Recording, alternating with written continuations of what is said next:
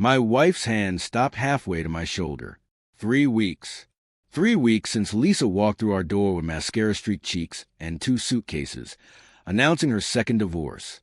3 weeks since my wife started staring at me like I was a specimen under glass. The hand hovered, withdrew. She rolled onto her side, away from me. "I need to establish boundaries," she said to the wall.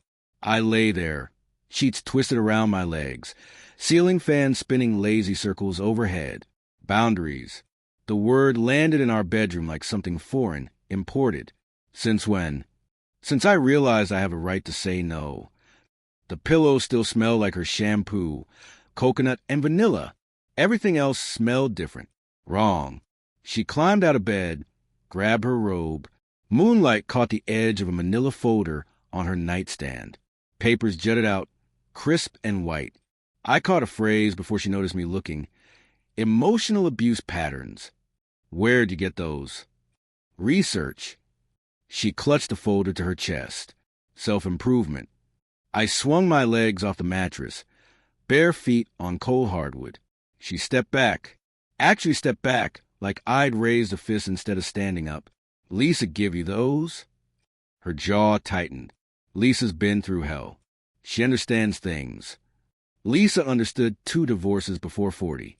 Lisa understood how to cry on our couch for hours while my wife nodded and murmured and soaked up every toxic word like gospel.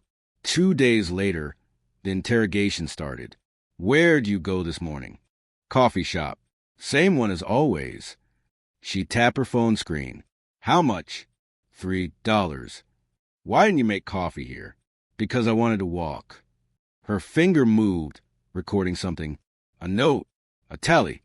I watched her type, thumbs flying across glass. "We need a joint bank account," she announced at dinner. Pasta sat congealing on our plates. Neither of us ate much anymore. We've had separate accounts for 6 years. Exactly. 6 years of financial secrets. Secrets. I set down my fork.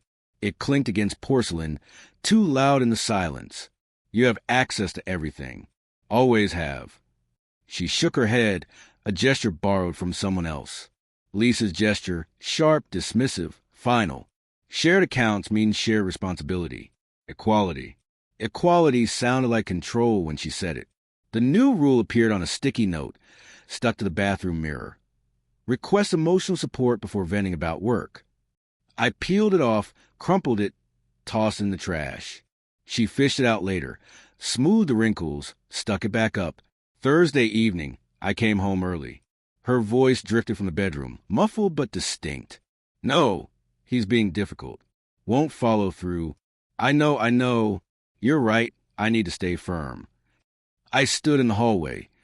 Grocery bags cutting circulation to my fingers. The bedroom door was cracked. Through the gap, I saw her pacing. Phone pressed her ear. What if he doesn't respond? What if, no, okay, you're right. This is my decision. My feelings. Rehearsed. Coached. She ended the call. Opened the door. Found me standing there. "How long have you been home?" 2 minutes. Who was on the phone? My sister. Lie. Her sister lived in Portland. 3 hours behind.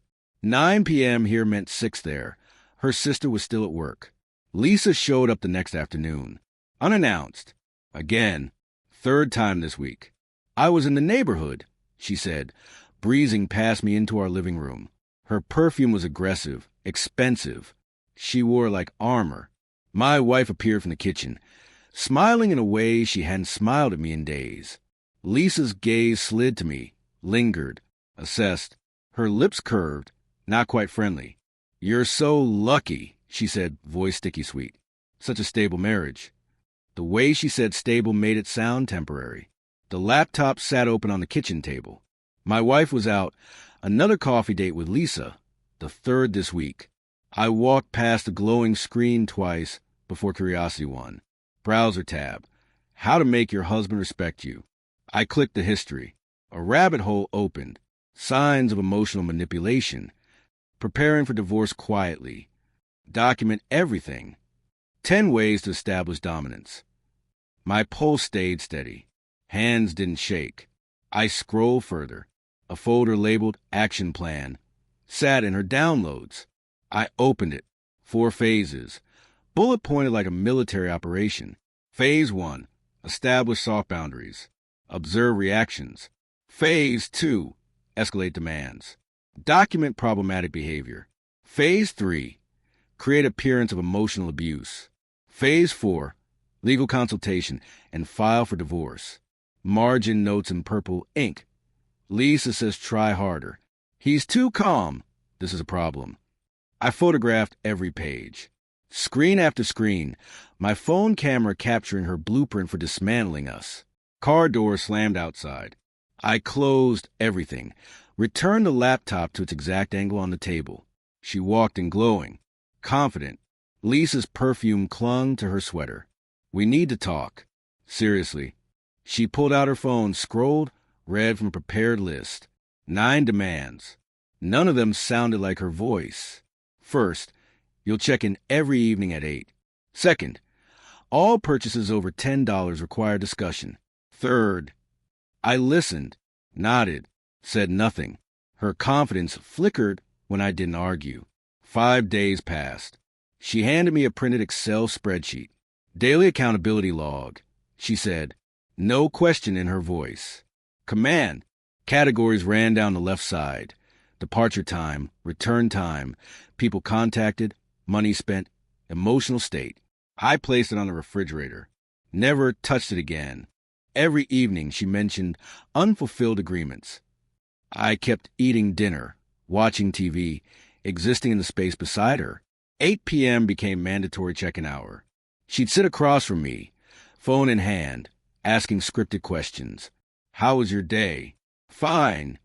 What made it fine? Work went smoothly. She blinked, glanced at her phone. I deviated from whatever script she expected. You're supposed to. She stopped. Scrolled frantically. I stood, walked to the kitchen. Behind me, frantic typing. Wednesday night, I came home early again. Her voice leaked from the bedroom. Video call volume too high. If he's not breaking, increase pressure. Otherwise the plan fails. Lisa's voice, unmistakable. I backed away silently, pieces connecting. Last month when Lisa visited, her hand on my arm lingered. Twice, 3 times. Finding reasons to stand close when my wife left the room. You're lucky, she'd said, smiling. Not everyone gets this. I pulled up her social media. Scrolled backwards. She liked every photo of me from the past year. Even ones without my wife in frame. Every. Single. One. I installed a recording app. Simple. Hidden. Lisa arrived Thursday afternoon, unannounced as always. I left my phone on the counter, retreated to the garage. Through the crack in the door, voices carried. You're doing the right thing. Men like him never change. Only divorce works. Lisa's voice, dripping certainty. Silence. Then my wife quieter. Sometimes I think I'm wrong. He's not actually bad. He programmed you to think this. Classic gaslighting tactic. I waited, counted to 60, walked back inside. Lisa's smile appeared instantly, warm and predatory. There you are. That evening, I checked the computer's trash folder. Draft email to a divorce attorney. Dated yesterday. The description made me unrecognizable. Emotionally cold. Controlling. Examples twisted beyond recognition. Arguments we never had. Incidents fabricated from nothing. Her notebook lay beside the keyboard. I flipped pages. March 12th. Raised voice, he was laughing. March 15th. Refused to talk, he was asleep. March 20th. Ignore my needs, I never asked. Documentation. False. Deliberate. I checked our bank records. A $2,000 transfer to my wife. Source, Lisa. Memo line, attorney retainer. She was funding this, orchestrating everything. My phone vibrated. Text from an unknown number. She deserves better than you. I reverse searched it. Lisa's secondary number. Everything clicked into focus. I invited Lisa over. My wife home. Dinner cooling on the table. Let's discuss this civilly, I said. Phone on the table. recording light hidden. Lisa, how many divorces have you had? Why does this make you an expert? She froze. My wife started to interrupt.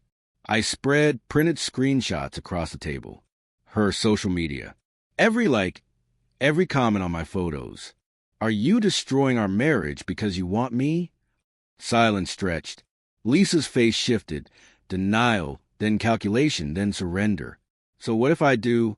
You deserve better than her. My wife's coffee cup hit the floor. Shattered. I played the recordings. Lisa's voice coaching destruction, pushing divorce, undermining every doubt. The notebook came next. False documentation explained, page by page. You have a choice, I said to my wife. Sign divorce papers now. Clean separation. Or I file with evidence of manipulation, fraud, conspiracy. 1 hour of silence. Lisa fled first, door slamming. My wife signed at midnight. 2 months later, papers finalized. She moved out, blocked Lisa everywhere. I learned later Lisa tried this with another couple. Same playbook. Her goal was never love, just demolition. Envy weaponized. I kept every piece of evidence. Learned to trust instinct over words.